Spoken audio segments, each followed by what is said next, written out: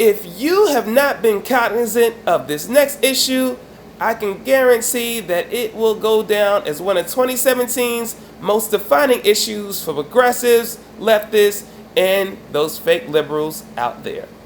It pertains to union rights, and it is going down in the South. Workers at a Nissan plant in Canton, Mississippi, they have sought for years to have union rights, with the United Auto Workers trying to facilitate in that, and they last week pushed a vote to the National Labor Relations Board. They filed a petition seeking a vote at the end of the month for their 6,400 workers in their plant to see if they wanted to become part of a union. Now, most of the workers here at this Nissan plant in Mississippi that are leading the push for union rights are black. So there should be no excuse for anyone who is a progressive, leftist, or liberal in this country to not back this full unionization and not have the fervor for it as well. All the boxes are checked off the list. You have workers seeking full union rights.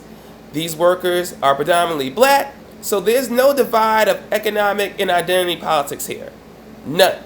You should back this fully all the way if you call yourself a progressive or liberal or leftist in this country. And if you don't back it, then you should shut up forever about saying or trying to debate who is the progressive in this country. This issue should have full unity across the board, no excuses at all. And a lot of people weren't aware that these Nissan workers have created headlines already in 2017. They led a march back in the month of March that included the likes of Bernie Sanders, actor Danny Glover, and members of the NAACP. So they not only have local backing, but also the awareness of prominent progressive figures.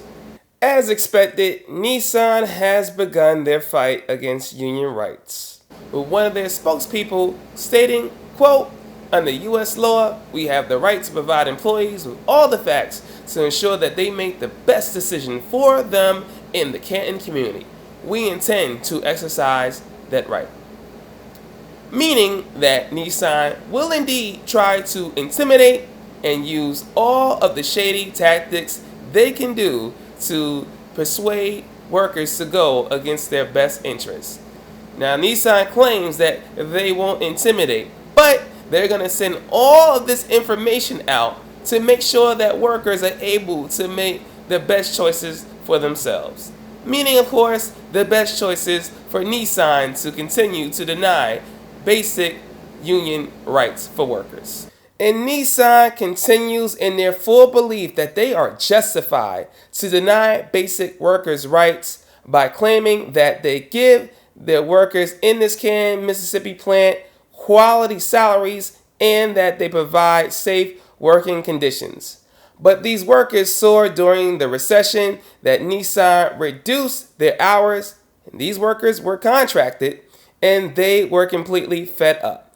That's why for years they have sought this unionization, with the UAW trying to help them to finally obtain the rights they so richly deserve in the face of Nissan crony management. Now, these Nissan workers are fully aware of the challenges that it will take to get a majority of the 6,400 workers to vote yes for unionization.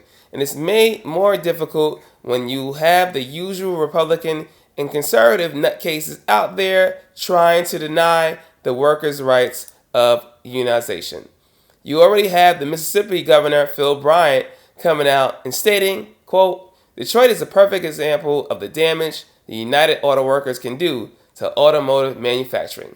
Mississippi is a right-to-work state because employees deserve the freedom to support their families without union interference."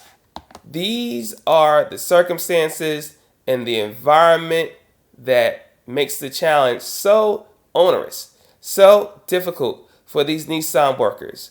But they saw the victory, one of the rare victories for union workers' rights against auto manufacturers in the South in 2014, when Volkswagen was slapped down and had to unionize 160 maintenance workers, they see that tale there as inspiration to be able to get the union rights they deserve. So while our centrist cable news colleagues continue to obsess over the orange disaster in chief, as well as the myopic beltway centrist issues of the day, we will continue to pursue if the workers at this Canton, Mississippi Nissan plant get the union rights they so deserve. For TYT Politics, I'm Andrew Jones.